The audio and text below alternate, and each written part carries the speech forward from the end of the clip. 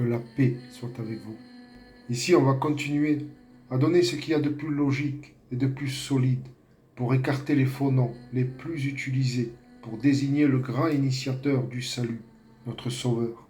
Car un grand nombre d'entre vous sont encore ignorants de l'invention de ces noms par l'Église romaine et du piège qu'il y a derrière. Nous avons un peu vu dernièrement qu'il n'y a pas plus de 500 ans de cela que le nom Jésus fut inventé par l'Église. On vous a répété un mensonge qui est devenu une vérité dans tout l'Occident. Et si on remonte une marche plus haute du nom de Jésus, dans le schéma de la théologie chrétienne, nous trouverons le nom Jesus, la version en latin qui a été utilisée jusqu'au XVe siècle et par laquelle le nom Jésus a été bricolé et remplacé au XVe siècle. En creusant plus en profondeur, en dehors des structures théologiques chrétiennes, loin de tout ce qu'on nous a déjà servi sur un plateau, nous verrons que tous ces noms utilisés dans la théologie chrétienne n'ont rien à voir avec notre Sauveur. Mais on y verra une toute autre réalité, des vérités qui dérangent, mais qui vaut le coup de savoir. Si le travail de la sanctification n'a pas pour boussole la vérité, c'est travailler en vain. En dehors du schéma théologique chrétien, donc dans la réalité, le mot Jesus de la version latine est en rien lié que ce soit avec les Saintes Écritures ou avec le Sauveur lui-même. Ce mot n'a aucune signification en rapport avec lui. Mais si nous prenons la liberté de le traduire, ce qui est donné à tout le monde, loin d'une foi aveugle qui nous fait trébucher, nous verrons que ce mot est un nom de blasphème qui veut tout simplement dire « c'est un porc », traduit du latin romain en français courant, traduit avec des tout petits moyens qui vous prend 3 secondes. C'est ce que veut dire ce mot, traduit du latin romain dans la vraie réalité, sans aucun bricolage théologique. C'est la vraie traduction de ce mot par laquelle le nom Jésus a été dérivé. Et si nous creusons un peu plus, nous verrons que le porc était l'un des emblèmes de Rome, des emblèmes de guerre et de chasse. Les anciens soldats romains avaient ces emblèmes d'un cochon sur leurs uniformes et leurs boucliers. Mais le pire, c'est qu'il existait chez les Gréco-Romains une idole du nom de Mocus, ou également connue sous le nom de Deos Sus, le dieu cochon, dont le culte s'étendait jusqu'au nord de la France. Les Romains ont remplacé le nom du vrai Messie par Jesus, qui signifie « c'est un porc », qui n'est rien d'autre qu'une insulte des Romains. Avec un nom pareil, soyez-en sûrs qu'ils ont un Messie remplacé, un faux sauveur. Et n'allez surtout pas croire que c'est un pur hasard ici. Déjà 500 ans avant notre ère, les Gréco-Romains rendaient un culte particulier qui nous intéresse ici. Un culte où le porc était considéré comme sacré et la nourriture des dieux. Le porc était choisi comme victime sacrificielle spéciale.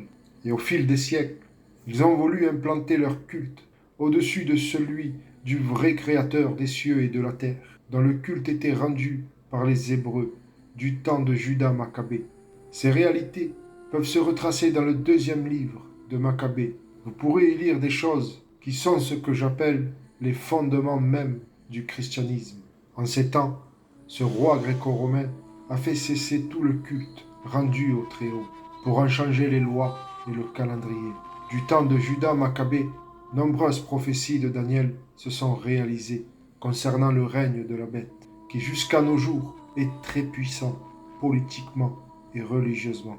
Les Hébreux avaient cette espérance prophétique d'un salut que le Tout-Puissant allait leur envoyer, un puissant Mashiach. Et salut est la traduction de son vrai nom hébreu en français.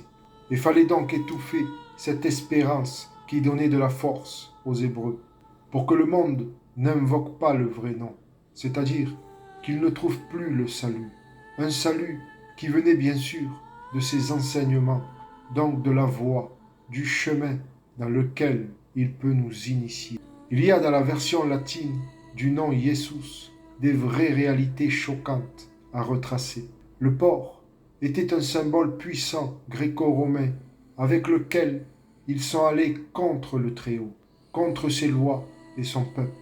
Le porc n'est pas seulement considéré comme impur à la consommation, comme tout autre animal impur. Les Écritures en disent autre chose en plus, car il a beaucoup servi de culte à des dieux étrangers. Sa consommation était comme une nourriture sacrée pour aller vers d'autres dieux. Les Gréco-Romains l'ont associé à leur divinité, qu'on peut appeler le dieu cochon, Deos Sus. Il était le symbole de leur puissance. Il a été lié au règne de la bête, des prophéties de Daniel qui commençaient à se réaliser au temps de Judas Maccabée. Et nous savons que le dragon donne toute sa puissance à la bête. La bête est un règne puissant dont la puissance exerce encore de nos jours.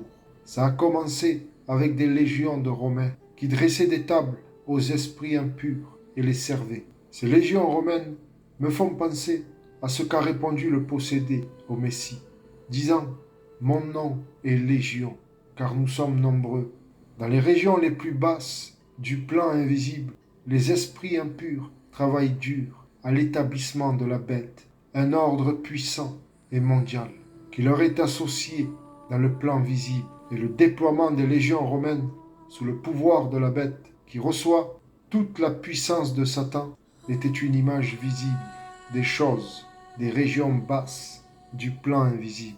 Derrière ces légions romaines, il y avait toute l'organisation des légions d'esprits impurs.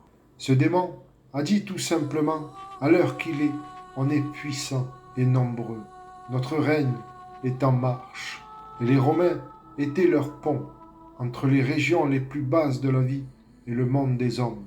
Et si ce règne était déjà puissant à cette époque, imaginez ce qu'il est de nos jours, car nous sommes dans sa continuité de la quatrième bête, le quatrième royaume. Son pouvoir de domination exerce toujours. On a toujours les Jeux olympiques et les systèmes banquiers. Le nom Jésus n'est pas la traduction française du nom latin Jesus. Il est juste un bricolage fait à partir de la version latine, sans que ces deux soient liés. Aucun mot latin peut traduire des mots avec la lettre J, car celle-ci est très récente. On l'a adoptée 1500 ans après, mais elle a en réalité aucune valeur linguistique ou de grammaire. Elle sonnera toujours faux. Ni le latin, ni le grec, ni l'hébreu ne pourra nous traduire des mots avec la lettre J.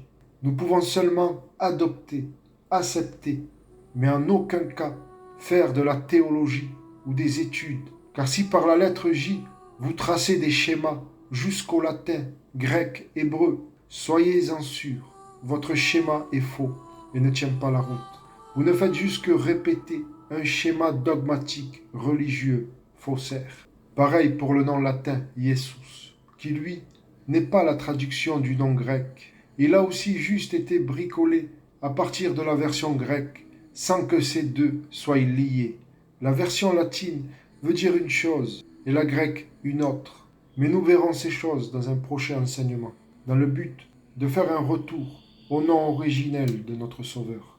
Donc le nom Jésus, ou Jesus, vient souiller tout ce que nous pouvons appeler saint ou sacré, car il signifie c'est un porc et rien d'autre. Malheureusement, toutes les branches du christianisme sorties de l'Église romaine sont tachées de cette idole, de ce Dieu cochon de Rome.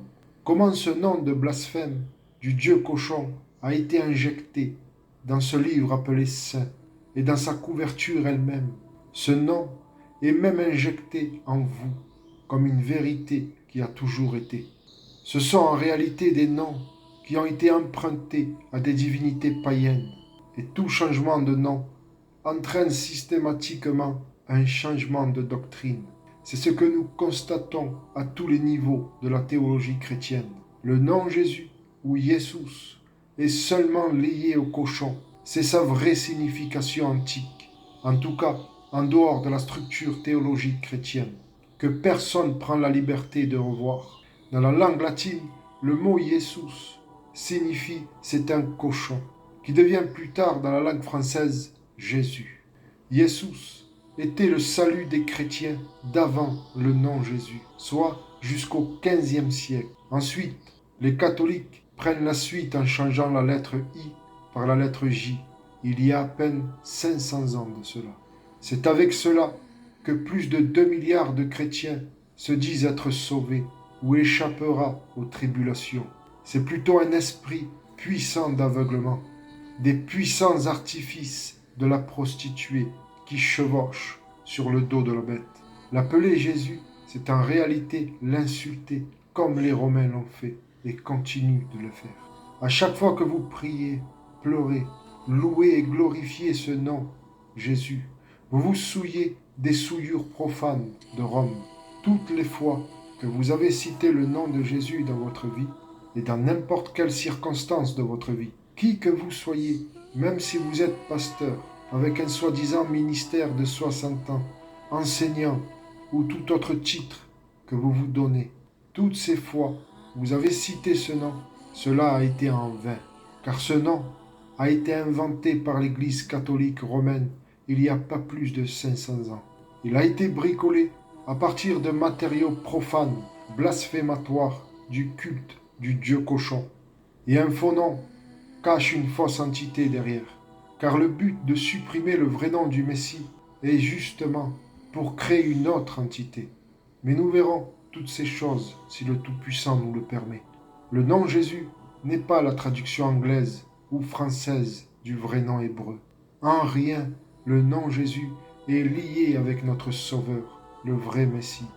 Il ne faut pas être un grand savant pour savoir cela. Il vous suffit de faire un petit mouvement de votre part pour la vérité. En louant un nom pareil, nous ne pouvons pas prétendre évoluer spirituellement. Nous ne pouvons pas prétendre être une nouvelle créature. Seule la vérité nous transforme. En réalité, nous étions hors du chemin de la vérité et de la vie. Nous étions tout simplement membres de la religion du christianisme de Rome, qui en rien n'est lié avec l'enseignement du vrai Messie. Une religion qui n'a en réalité aucune relation avec le Créateur des cieux et de la terre. Tout est noyé dans des couches et des couches de mensonges. Et les branches ne sont pas mieux que le tronc. Si le tronc est mauvais par ses racines, les branches aussi. Car une branche du christianisme ne peut pas dire qu'elle ne fait pas partie du tronc, qui est l'Église mère catholique. Même si nous créons des associations en dehors des catholiques ou de la Fédération protestante de France, si nous conservons les mêmes bagages, les mêmes structures doctrinales, comme pour le faux Jésus que l'Église mère catholique nous a présenté, nous serons toujours un membre de cette même maison. Mais en créant une association, on aura juste sorti la tête par la fenêtre de cette maison. Mais le corps, lui, est dedans. Vous serez toujours une branche du même tronc. Ici, je ne vous renvoie pas à aucune autre religion. Elles sont toutes créées par l'homme. Elles ont conservé la forme, mais non plus le fond de la vérité. Mais la sagesse crie aux portes de toutes les villes du monde. Ça ne manque pas d'huile. Si on la cherche, on la trouve. Le nom Jésus ou Jésus sont des noms de blasphème, avec lesquels le vrai nom ou la vraie personne sont profanés. Et il est bien de dire ces choses. Ces choses en question sont la vérité. Allez-vous dire que ce n'est pas bien de dire la vérité? Si beaucoup d'entre vous se plaisent dans le mensonge, d'autres verront une grande opportunité de sanctification. Seule la vérité peut vous affranchir à la vraie liberté et hors de la matrice artificielle du malin. Ce qui est mal, c'est de répéter des mensonges et tous les blasphèmes de l'Église catholique romaine. La vérité dérange, c'est vrai, mais elle ne peut pas être donnée dans le but de nuire.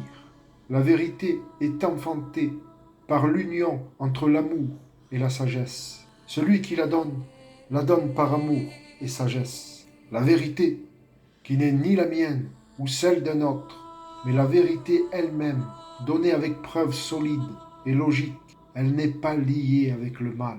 Le mal ne vient pas de la part de ceux qui donnent une vérité. Le mal se forme dans les personnes qui entendent cette vérité et ne l'acceptent pas. Il y a des temps d'ignorance maintenus par le malin, mais la vérité refait toujours surface, qu'on le veuille ou non, surtout en cette époque apocalyptique, qui veut dire révélatrice.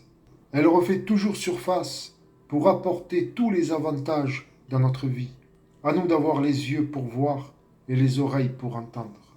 Et dans cette époque révélatrice, C'est l'heure à la sanctification. Nous nous sommes tous fait avoir un jour par ces artifices. Il est temps de reprendre son âme en main et ne plus la laisser dans les mains de cette foule de faux docteurs du christianisme romain et toutes ses branches. Ne cherchons pas à l'extérieur ce que nous avons en nous-mêmes. Les vrais adorateurs comprennent cela. Cet enseignement prend fin. Je vous dis à bientôt. Que la paix soit avec vous.